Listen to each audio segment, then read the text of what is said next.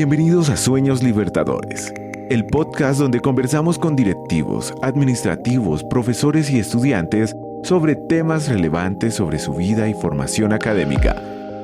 Te invitamos a reflexionar y a soñar con los libertadores. Paulina Leiva, comunicadora social y periodista egresada de la Universidad Santo Tomás, empresaria con especialización en diagnóstico y consultoría empresarial, magíster en comunicación, desarrollo y cambio social. Además tiene un magíster en dirección y gestión de proyectos, certificada en competencias TIC para empresarios digitales por el MINTIC Colombia y experta en temas de comunicación estratégica, mercadeo y planeación estratégica para las organizaciones. Profe, bienvenida a este podcast Sueños Libertadores. ¿Cómo estás? Muchísimas gracias, muy buenas tardes, muy buenos días, muy buenas para todos en el momento que vean el podcast. Feliz de estar aquí, de verdad, muchísimas gracias por la invitación. Se me olvidó mencionar que tú también eres profesora acá en Los Libertadores, ¿no? Sí, ¿Qué clase ya. dictas? ¿Hace cuánto llegaste a la universidad? Ya estoy hace 2 meses, estoy recién llegadita a la comunidad de Los Libertadores, feliz porque ha sido un reto maravilloso en la posibilidad de hilar todas las materias dentro del proyecto que se tiene en la Facultad de Ciencias de la Comunicación, orientado justamente a la estrategia. Entonces estoy con todas las organizacionales que le apuntan a la estrategia, a la comunicación estratégica, y en posgrado con la maestría en comunicación creativa, también con la línea de profundización de estrategia. ¿Cómo llegaste acá a Libertadores? Literalmente creo que fue una fortuna de la vida porque dicen que lo que es para ti te espera. Y cuando la decana Jennifer asume o regresa a su casa, la Universidad de los Libertadores, estaba armando su equipo y teníamos la posibilidad de conocernos previamente por la Universidad Santo Tomás, no trabajando juntas, sino ella siendo decana y a mí referenciándome como egresada. Y hace un par de años la Universidad Santo Tomás me hizo un reconocimiento y ella como decana fue quien me entregó mi reconocimiento por impacto social y empezó a conocer mi perfil y como que se empezó a intrigar un poquito más. Y cuando ya llega aquí para su equipo de trabajo, considera que mi perfil era pertinente para lo que estaba buscando en su línea de derrotero de decanatura y me hace la invitación a formar parte de su equipo. Ok, ¿qué tal te ha parecido la experiencia acá en Libertadores en comparación de otras universidades? Muy honestamente. Maravillosa en cuanto el tipo de estudiantes que son los estudiantes de la Universidad de los Libertadores. Tengo la posibilidad de comparar, de tener referentes y yo soy muy crítica frente a la juventud hoy en día. Siento que los chicos tienen un potencial gigante, pero con toda la infoxicación y la posibilidad que hay de tener tanto al tiempo, siento que se vuelven un team facilistas. Entonces, que lo que en otras generaciones nos correspondía buscarlo con las uñas y hacerlo como fuera porque tocaba sacar un resultado, era una característica de nuestras generaciones, sí o sí lo hacíamos y eso nos obligaba a ser guerreritos. Claro. Yo siento que con las nuevas generaciones, mediadas por las TIC, porque tiene mucho que ver el exceso de información y lo fácil que se accede a lo que se quiera, ha hecho que los chicos hoy en día sean mucho más permisivos y facilistas con sus propios procesos de vida. Y algo que he encontrado en las aulas de los Libertadores es que la comunidad universitaria son chicos que aunque no se salen de esa característica generacional, porque pues a ver, forman parte de, sí se esfuerzan, sí se retan a ellos mismos, nos retan a nosotros como docentes, pero con educación, tratan de ser más críticos de lo que simplemente se ve. Tú eres locutora, ¿no? Sí. Si mal no estoy. ¿Cómo empiezas en ese proceso de la locución? ¿Has hecho voces comerciales? ¿Cómo ha estado ligada tu carrera a esa vocación? Literalmente desde que yo soy niña, a mí me encantaba jugar con la voz, me fascinaba. Y yo tuve la gran fortuna de ser la generación que creció con Colorín Color Radio. Claro. Y ese fue un punto de inflexión en mi vida maravilloso porque yo crecí escuchando radio.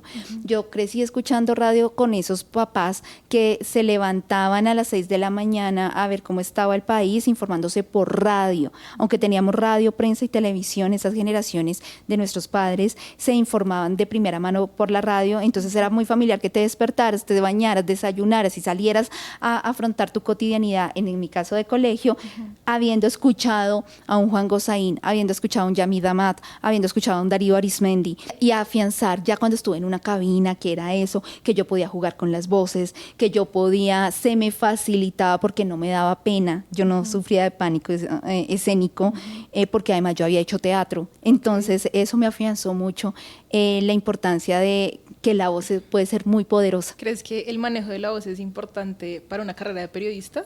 No solo para la carrera de periodista. En general, para En la general, vida. claro. Ok. Porque con la voz tú persuades, con la voz tú conquistas, con la voz tú espantas. Todas las intenciones emocionales que tú quieras transmitir, uno lo haces con tu corporalidad, con tus gestos, pero también lo haces con tu voz. La voz es, al igual que las huellas digitales y que el iris, única. Ahorita mencionabas que habías hecho teatro y demás. ¿Hace cuánto lo hiciste? ¿Por qué llegaste al mundo del teatro? ¿Todavía lo sigues haciendo o es algo que ya dejaste de hacer? Ay, el teatro es una pasión que yo siempre tuve desde niña, lo apliqué mucho en el colegio, no solo en obras teatrales en el colegio, sino que en la época de colegio tuve la posibilidad de hacer teatro y de hacer musicales teatrales en español y en inglés. Y eso a mí me afianzó demasiado la expresión corporal, el dominio del espacio, la proyección de voz, que finalmente van a ser las herramientas que a mí me van a marcar la diferencia en el momento de ejercer mi vocación de periodismo. Cuéntame cómo es eso de la cuarta pared. Alguna vez me mencionaron que las personas que sufren de pánico escénico, la cuarta pared les sirve como a dejar eso a un lado y centrarse en lo que está sucediendo, no sé cómo decirle eso, en el teatro, en la puesta en escena. La cuarta pared es literalmente no comunicarte con el público, y es paradójico, es que tú coloques mentalmente una barrera entre el público y tú, simplemente para que en tu mente no hay nadie, sino que estás tú. Entonces tú te encierras en esa caja y puedes ser tú, porque se dice que psicológicamente, esto es una teoría, que cuando tú estás encerrada en tu caja, estás en tu zona de confort, te sientes protegida. Sí. Entonces la cuarta pared lo que es olvídate que hay público, olvídate que existen los demás, sé tú, empieza a proyectar la voz, empieza a expresarte con el cuerpo como tú consideres y finalmente no te centres en los ojos que te están mirando, no te centres en que hay gente allá, que además en eso ayuda mucho la iluminación también, porque esa cuarta pared es también como ese velo donde tú céntrate en lo tuyo, en tu mundo, en tu universo. ¿Quién es Paulina Leiva fuera de todo su entorno laboral, que es bastante grande? ¿A qué te dedicas? ¿Qué te gusta hacer? Paulina Leiva, casas. Porque mi mamá es fundamental, igual que mi papá en mi vida. Es una soñadora, es una mujer a todo dar. Yo soy una mujer que se siente muy orgullosa de lo que ha logrado en su vida, porque ha tenido que enfrentar muchos retos que en su momento pueden ser crisis, pero que realmente aprendo con la vida que no son crisis, sino que sí es cierto que las oportunidades se disfrazan y que el reto está en que tú las puedas descubrir y a partir de ello empezarlas a manejar. Soy una consentida de Dios y así me describo, y al ser consentida de Dios he tenido el privilegio de crecer en un hogar maravilloso, disfrutarme todas las etapas de mi vida al máximo, y creo que mi principal característica para quienes me conocen es que soy una persona sumamente agradecida con todo. Ok, ¿eres de alguna religión o algo en particular? Soy católica, apostólica, colombiana, pero sí, soy 100% católica. ¿Te gusta ir a la iglesia? Sí, yo soy alguna practicante. ¿Iglesia en específico? No, yo soy practicante de la iglesia católica. Ok, ¿y eso cómo funciona? De hecho, yo fui catequista desde muy joven y por eso soy una persona que considero, desde muy chiquita tuve un llamado, yo quería ser monja, y no lo pude ser porque a mí me rechazaron en el convento. Okay. Y cuando me rechazan es paradójica la razón, y que en su momento yo no la entendía, pero que va a tener todo el sentido, y era que yo era virgen y por eso no podía ser novicia, porque el principal motivo de deserción del noviciado es justamente cuando se experimenta lo terrenal. ¿Hay alguna experiencia que nos quieras compartir de ese agradecimiento y gratitud que has tenido con la vida? Pues muchas, pero mira, tal vez una de las más recientes, el fallecimiento de mi papá. Perdón. Tranqui, profe. Si quieres no me respondas, si quieres no lo hablamos, no te preocupes. No, creo que te sientas cómoda. Es el hombre más importante para mí, pero mi agradecimiento está en cómo he podido sobrellevar el duelo. Digamos que ha sido muy reciente también, hace 2 meses partió, pero no he sentido su ausencia, no he sentido la forma como mi papi trasciende también fue muy determinante en todo este proceso. Entonces creo que uno de los momentos más duros que de pronto uno siempre le ha tenido miedo es a la muerte, bien sea la muerte de uno o la muerte de los seres amados. Uh-huh. Y experimentar esa vivencia hoy, desde el principio de por sí me llevó a ser muy agradecida por cómo se dieron las cosas. Y hoy en día entender que él sigue conmigo, uh-huh, sigue de una manera diferente, es aprender a relacionarme con él de otra forma, que digamos todavía hay un poquito de nostalgia, pero es una nostalgia en torno a entender esa nueva manera. Okay. Pero por encima de la nostalgia está el agradecimiento, porque sí soy una convencida que si no hay una intervención divina, ese tipo de dolores uno no los puede sobrellevar. Los duelos son diferentes, los duelos se llevan de maneras muy dispersas, pero escuchaba hace poco a Ginette Bedoya que ella decía que gran parte de toda la obra que ella ha hecho para poder reivindicar a tantas víctimas, principalmente mujeres, tuvo que pasar por toda la circunstancia de abuso y de violencia de la que ella fue víctima, uh-huh, al punto que ella intentó quitarse la vida porque ya no le daba sentido. Cuando se tiene un dolor tan extremo, tú definitivamente tienes que estar mediado por algo sobrehumano, uh-huh, para poder entender que de todo eso es porque tú tienes un propósito. Uh-huh. Y entonces ese proceso, mientras tú logras entender el punto A para llegar al punto B, es sumamente enriquecedor, y son momentos de la historia donde ya estás listo para el otro nivel. Y eso es lo que agradezco. Entonces creo que eso, poder decir hoy en día, sé que mi papi vivió de una forma maravillosa y plena, que falleció como tenía que fallecer, un consentido de Dios, pero que además sigue conmigo porque lo he experimentado. Uh-huh. Creo que son cosas que no sé si todo el mundo tiene el privilegio, no porque no lo tenga, sino porque no se lo permiten. Entonces yo agradezco mucho que hoy la mujer que soy por él. Porque se nota que fuiste una muy buena hija. O sea, siento bella. Que tú lo lloras no a nivel de resentimiento, no, que yo sí lo he visto en muchas personas, sí, sino a nivel de quizás compañía, de la falta que te hace, claro, pero no por culpa. Sí, no.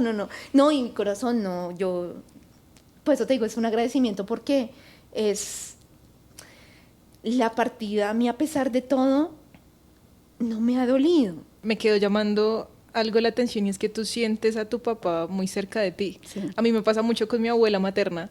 Mi abuela materna ya falleció hace más o menos unos 10, 12 años, no recuerdo muy bien. Y el apartamento de ella tenía un olor muy particular, como a cigarrillo con colonia, porque ella hasta el último día fumó porque si le quitaban el cigarrillo era más propensa a morirse. Y en muchas circunstancias que he tenido angustia, he sentido ese olor de una manera muy particular. Entonces lo comparto porque siento que compartimos ese mismo, no sé, como sentimiento de sentirnos bendecidas de alguna u otra manera de tener esas experiencias. Entonces ellos sientes que tu papá está ahí todavía. Ellos están, y yo digo, permanecen. Hay personas que pues estudian mucho estos temas, ¿no? Pero sí es cierto que dicen que algunas almitas se van inconclusas, ¿no? Entonces tienen que cerrar su ciclo y terminar sus tareas. Otras almitas cumplieron a cabalidad, suben derecho, y otras cumplieron a cabalidad y se les da el permiso de que continúen de una nueva forma. Uh-huh. Y yo soy una convencida de eso. Sí, ellos siguen con nosotros. Desde otra manera un poco más alegre, ¿qué experiencia laboral has tenido que, digamos, para nuestro lenguaje juvenil dirías, uy, qué primiparada pasé en ese momento? Que tú lo recuerdes y digas, Dios mío, Paulina, ¿qué te pasó? ¿Por qué sucedió eso? Algún entrevistado que me correspondió, era muy duro de entrevistar. Eso que son esas personas que no hablan, que no les sacas palabra. Las palabras. Sí, porque tú al menos tratas de agarrar de algún lado, pero, no lo dejaba. Total. Y ya estaba como yo agotada porque yo tenía que llenar 40 minutos y los 10 minutos ya no había. Además que él te mostraba que estaba incómodo. Claro. Y recuerdo que era uno de los patrocinadores, entonces era un espacio que se había abierto para un tema de belleza y demás. Y terminé preguntándole por la cuchara profesional, de cómo se encrespaban las pestañas con una cuchara. Y yo ya no tenía de dónde más agarrar porque él no decía nada más. Y yo pregunté que si la cuchara tenía que ser profesional. Entonces yo decía, o sea, no, creo que es la peor pregunta que he hecho en la vida. Él me miró como... Sí, como sorprendido, como... ¿Qué me está preguntando? O sea, ¿qué está haciendo? O sea, no, fue terrible, fue desastroso, todo salió mal. Y sí, fue ¿cómo eso? Fue como, yo qué pregunté, pero es que de verdad, a mi favor, ya no complejo. había cómo, no sabía de dónde más agarrar porque no había Total. por dónde. Además, porque es que el titular no había ido. Fue un representante que fue a la entrevista finalmente, entonces creo que él tampoco estaba muy dateado, enterado. pero no, fue terrible. ¿Y él respondió la pregunta? ¿O O sea, cortaron ahí? No, pues él fue como, pues no necesita escuchar profesional, cualquier cuchara Cualquier que tengas cuchara. en tu cocina y uno como que... 3 palabras que definan a Paulina. Fe, lealtad y estrategia. Estrategia. ¿Estrategia en qué sentido? O sea, yo siento que yo lo entiendo porque ahorita lo estábamos dialogando antes de empezar el podcast, pero ¿cómo lo podrías ver de una manera un poco más, no sé, como generalizada? ¿A qué te refieres cuando dices que eres estratégica? Es que más allá de ser estratégica, soy estratega. Es mi Ok. forma de pensar. Ujú. Es como concibo mi De hecho, entorno. hablamos del plan A, B, C, ok. Sí, es como concibo mi entorno, es como crecí. Yo soy de familia de ajedrecistas. Entonces, necesariamente, ok. la vida es un tablero. Ujú. Y es entender cuál es el movimiento de cada ficha y qué ficha eres tú en ese tablero. Ok. Entonces, a eso me refiero. Yo todo lo hago estratégicamente, todo. Y no es un tema de ser maquiavélico, que estás armando conspiraciones exacto. para... No, es que es lo más fácil para mí. Si Ok. yo puedo llegar por el camino más corto y ese camino corto no me está generando un riesgo, ¿por qué no lo tomo? Porque todos se fueron por el largo, porque piensan diferente que yo. Pues yo no tengo la culpa que tú no pienses como pienso yo. Claro. Y no te hace malo ni bueno, pero a mí tampoco. Entonces, en ese sentido, yo hago las cosas a mi manera. Y si tú me entiendes o no, finalmente son mis resultados los que los que son mi carta de presentación. Total. Y ya después tú arma tu criterio y ármate tu concepto. Pero defiendo mi manera de hacer mis cosas porque pienso diferente. Ok. ¿Hay alguna frase que defina a Paulina en su día a día? Sí, creo que yo siempre lucho por eso y es la medida del amor, es el amor sin medida. Haz lo que quieras, pero si tú lo haces con amor, las intenciones van a ser buenas y los frutos van a ser prósperos, porque tu intención nunca fue dañar a nadie. Y cuando tú haces las cosas honesta y lealmente, que es en lo que resumo el amor, finalmente en acciones de transparencia y con criterio, si las consecuencias son de pronto contrarias a lo que pensabas, vas a tener el criterio para asumir las consecuencias. Pero entender que cuando no hay un trasfondo negativo, las cosas se dan solitas. Entonces sí, Ok. la medida del amor es el amor sin medida. Ok. ¿Qué tal te parece el formato del podcast? Me encanta, muchísimas gracias De por esta conocer un poco más a invitación. Paulina, más allá de la docente que es. Me gusta, estos espacios valen la pena porque además siempre que tenemos unos roles específicos nos encasillamos en eso, ¿no? Y todos caemos en eso, pero es que detrás de cada rol hay un ser humano. Total. Y hay historias, y hay valores, y hay errores, pero si nos humanizamos un poquito más, los lazos se pueden afianzar mucho mejor en torno a esa fraternidad que nos hace comunidad.